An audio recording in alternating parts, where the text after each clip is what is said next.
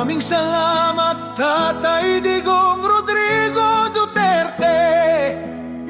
Ikaw ay isang dakila para sa amin, ika'y bayani.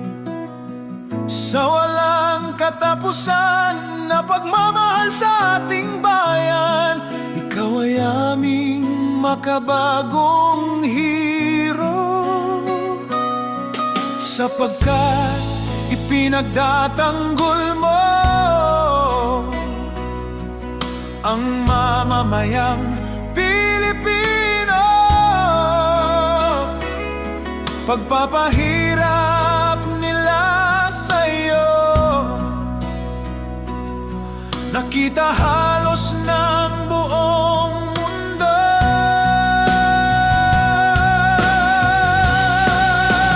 Tatay Digong Rodrigo Duterte, salamat sa iyong kabutihan.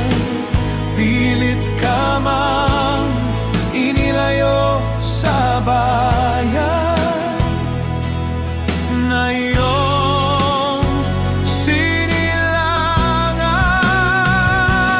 Ang laban na naiwan mo ay laban na ngayon ng totoong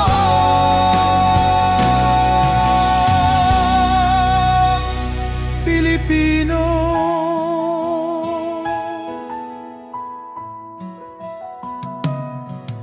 Sinubukan mong linisin ang ating bansang Pilipinas. Napahina mo ang droga at talamak na korupsyon sa bansa.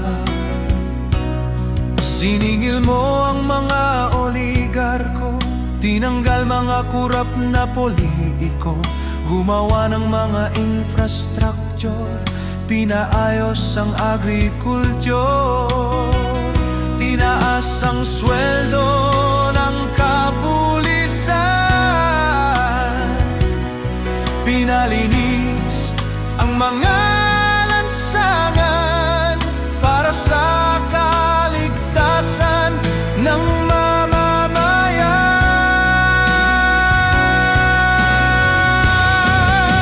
Maraming salamat, Tatay Digong Rodrigo Duterte. Ikaw ay isang dakila para sa amin, ika'y bayani.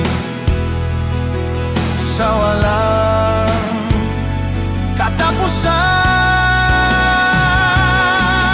na pagmamahal sa ating bayan, ikaw ay aming makabagong hero. Sapagkat ipinagtatanggol mo ang mamamayang Pilipino.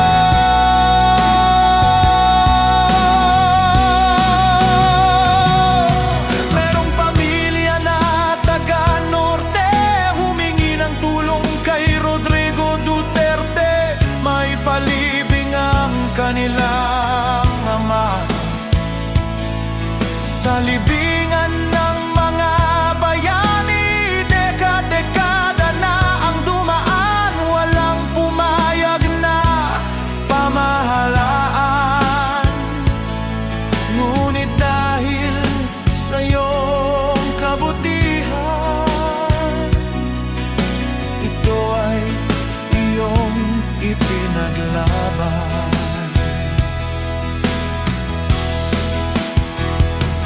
Nang may libing ang ama sa libingan ng mga bayani, ngunit ano ang kanilang ikinante? Kinawawa ang mga Duterte. Sila pang dahilan, ginamit ang mga nasasakupan sa pagpapakidnap, pagpapahirap at paglalagay sa'yo sa kulong. Mga walang utang na loob, ginamit lang ang mga Duterte. Sila pala ay mga Judas, mga taksil at walang budhi. Talamak na korupsyon at katiwalian, pagsimot sa pera ng bayan. Mga nakawan nitong pamahalaan, Duterte palagi pinagbibintangan. Kaya sa galit ng mamamayan, lumabas na sa mga lansangan upang magpahayag ng nararamdaman, kahit ginigipit at hinahadlangan.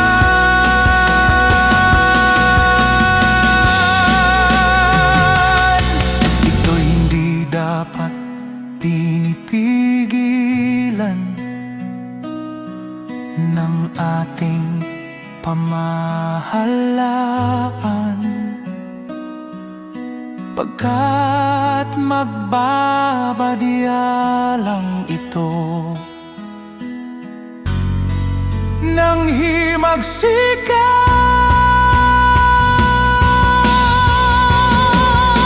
Maraming salamat, Rodrigo Duterte.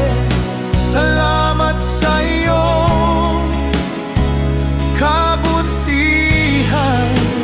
Pilit ka mang inilayo sa bayan na iyong sinilangan. Ang laban na naiwan mo ay laban na ngayon ng totoong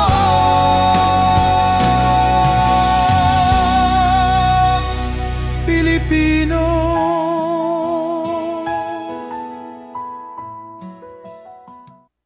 I can't live